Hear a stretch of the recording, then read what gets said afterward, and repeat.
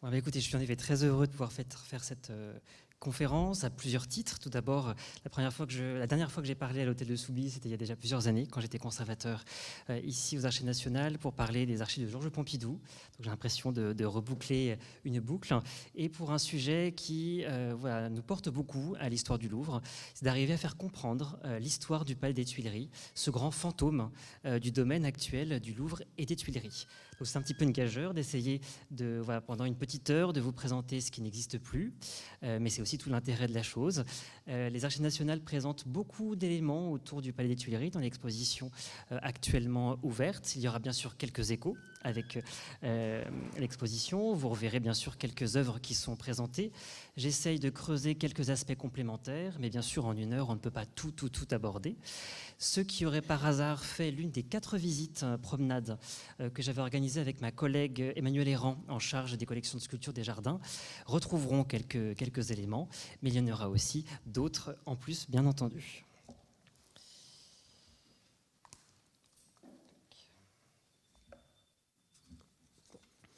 Alors pour commencer, où en sommes-nous en 1789 lorsque nous parlons du Palais des Tuileries?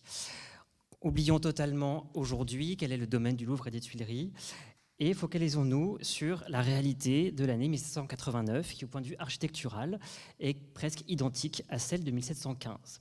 Vous avez bien entendu ce que nous appelons le Vieux Louvre, notre cour carrée, qui est déjà en place architecturalement parlant, même si elle n'est pas achevée. Vous avez la galerie d'Apollon qui permet de rejoindre la cour carrée au niveau de la Seine, et la grande galerie, longue de près de 500 mètres, qui permet de rejoindre le palais des Tuileries lui-même. Aujourd'hui, vous avez toujours le pavillon de Flore, ici côté sud, côté Seine, et au nord, le pavillon de Marsan, au niveau de notre actuelle rue de Rivoli. Initialement, le palais des Tuileries n'avait pas été conçu en lien avec le Louvre, pour la bonne et simple raison qu'il était au-delà de l'enceinte ouest de Paris. Il s'agissait d'un palais d'agrément fonctionnant avec le jardin des Tuileries, qui avait été décidé par Catherine de Médicis, et le chantier avait commencé en 1564. Mais très vite, les Valois et surtout Henri IV vont avoir le projet, notamment en lien avec l'agrandissement de Paris, de pouvoir relier les Tuileries pour en faire un réel palais au Louvre, d'où la construction de la Grande Galerie édifiée sous Henri IV et qui est la réelle amorce du grand dessin. Grand dessin de liaison sud et nord du Louvre et des Tuileries. J'insiste sur ce point parce que je reviendrai plusieurs fois sur ce sujet qui est très important pour comprendre ce que sont les Tuileries en 1789. Dernier point très important, entre le Louvre et les Tuileries, vous n'aviez pas du tout les cours, comme aujourd'hui, ni des jardins. Bien au contraire, vous avez tout un quartier de Paris, qu'on appelle de manière un peu simplifiée le quartier du Louvre, le quartier du Carrousel, que vous pouvez retrouver sur le célèbre plan de Turgot, qui date de 1739, mais dont l'économie d'ensemble reste la même. Vous avez le Vieux Louvre, avec un petit quartier au centre de la cour. Ici, la Grande Galerie, qui permet de rejoindre le Palais des Tuileries. Entre les deux, tout un lacis de rues, de ruelles, avec des hôtels particuliers, des immeubles de rapport, des ateliers d'artistes, des paroisses, des marchés, etc. Avec notamment, en perpendiculaire de la Grande Galerie, 3 rues bien connues, la rue Fromenteau, la rue Saint-Thomas-du-Louvre et la rue Saint-Nicaise. La rue Saint-Nicaise donnant sur la place du Carrousel, approximativement là où se trouve aujourd'hui le petit arc de triomphe du Carrousel, qui permet de communiquer aux Tuileries, qui sont composées de 3 cours. Vous avez donc la cour centrale, cour des Tuileries, cour royale. La cour la plus au sud, côté Seine, dite la cour des Princes, puisqu'elle correspond à la partie du palais où sont distribués les appartements royaux. Et au nord, la cour dite des Suisses, très occupée par différents baraquements et édifices de casernes, mais aussi pour accueillir des communs. Donc voici une vue un peu plus précise de ce palais. Vous avez donc la partie centrale qui datait de la période de Catherine de Médicis et très refaite bien sûr par Louis le Veau sous le règne de Louis XIV. Donc le pavillon central, les ailes sud, les ailes nord, 2 pavillons dits intermédiaires et les 2 grandes ailes accueillant ici les appartements royaux et la galerie principale et ici accueillant une très grande salle de spectacle. Un nouveau plan qui permet de bien comprendre tout ce quartier, puisque cela va jouer un rôle très important, notamment pour l'année 1792, sur laquelle je reviendrai en conclusion de cette présentation. Et vous retrouvez donc ici la cour des princes, la cour royale, la cour des Suisses.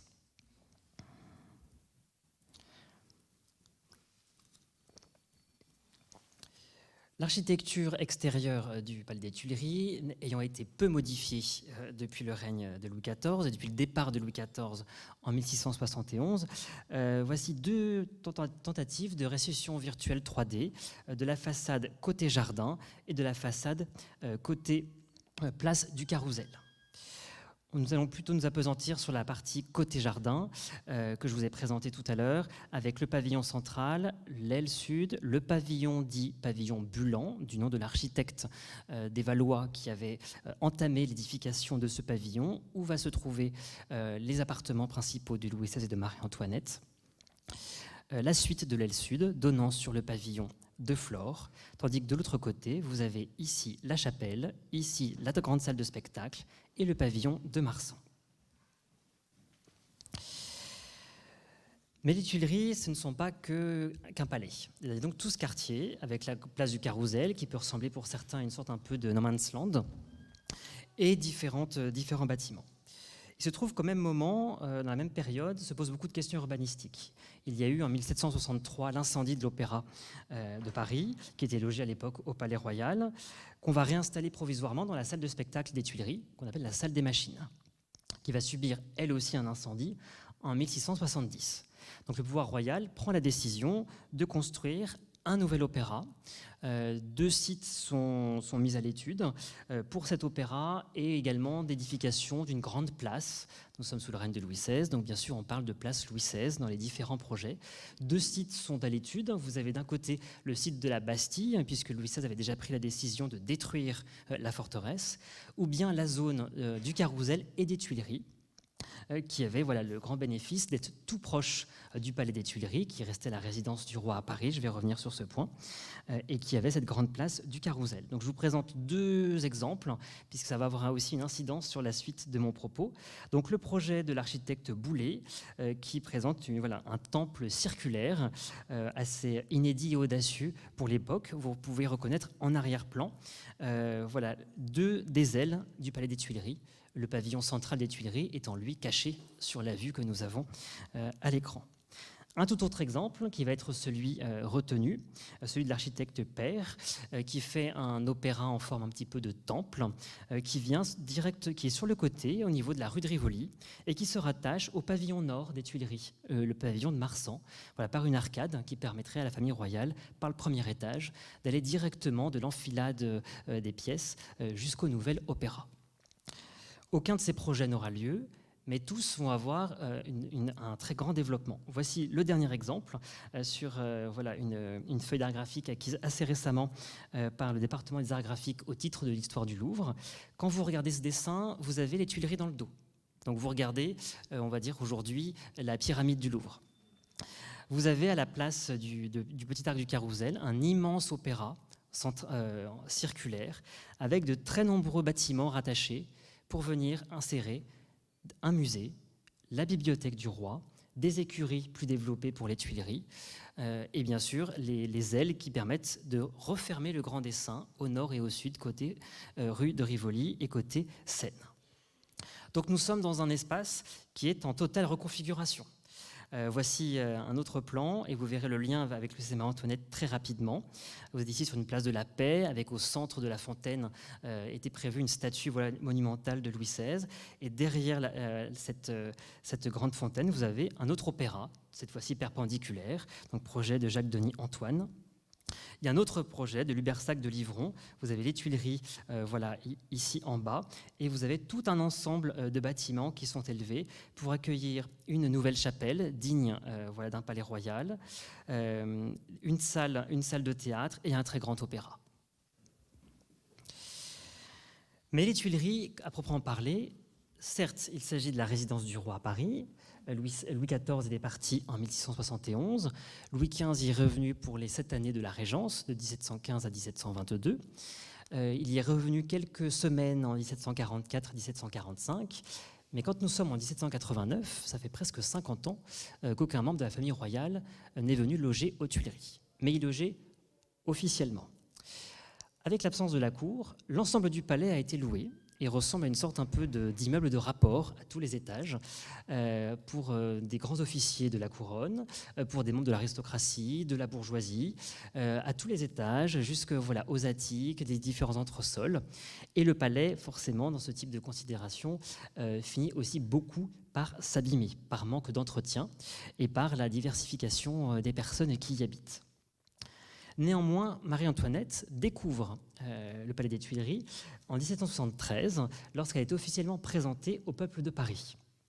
À partir de là, va se nouer pour elle un début d'attachement avec le Palais des Tuileries, puisque c'est le seul lieu où elle peut loger éventuellement à Paris, après ses sorties parisiennes à l'Opéra, qui finissent trop tardivement pour qu'elle puisse rentrer à Versailles.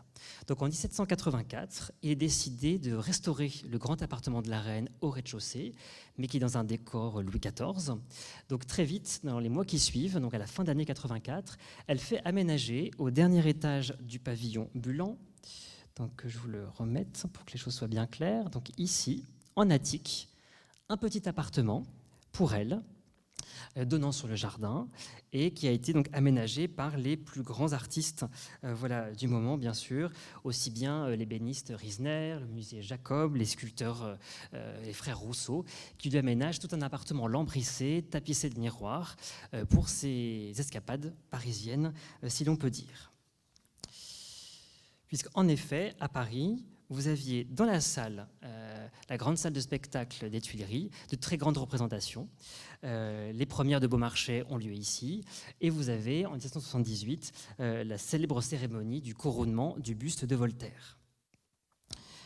Marie-Antoinette était aussi présente en 1783 pour la première ascension d'un ballon dans Paris, qui part devant le Palais des Tuileries par les ingénieurs Charles et Robert. Et cela aura une incidence très forte, puisque cela va rejoindre et les projets d'aménagement du jardin, mais aussi l'aménagement de l'appartement de la reine, de ce petit appartement d'attique. Donc je vous présente ici très rapidement, c'est juste quelques exemples, quelques pièces de mobilier qui aménageaient ce petit appartement d'attique pour Marie-Antoinette. Donc cette coiffeuse qui avait été livrée pour sa chambre et qui est aujourd'hui dans les collections de Versailles, mais déposée au musée du Louvre. Pardon. Ce secrétaire à cylindre de Riesner, qui est au département des objets d'art du musée du Louvre, mais aussi un exemple des chaises de son boudoir. Et vous pouvez voir qu'au sommet du dossier, vous avez ici 2 petits ballons aérostatiques qui sont exactement ceux des ingénieurs Charles et Robert qui avaient fait envoler leurs ballons devant le Palais des Tuileries. Donc Marie-Antoinette s'attache encore plus aux Tuileries, puisque à la faveur des différentes personnes qui déménagent régulièrement, elle peut faire une sorte un petit peu de préemption sur les appartements pour les redistribuer à ses proches, les membres de son entourage, aussi bien les officiers de la maison de la reine que ses amis. Et ainsi, elle les distribue à ses différentes dames du palais, dames d'Atour, la comtesse Diane de Polignac également, ce qui aura une forte incidence quand la famille royale arrivera aux Tuileries, c'est que les appartements principaux étaient déjà aux mains des plus proches de la reine, ce qui permettra de les libérer facilement.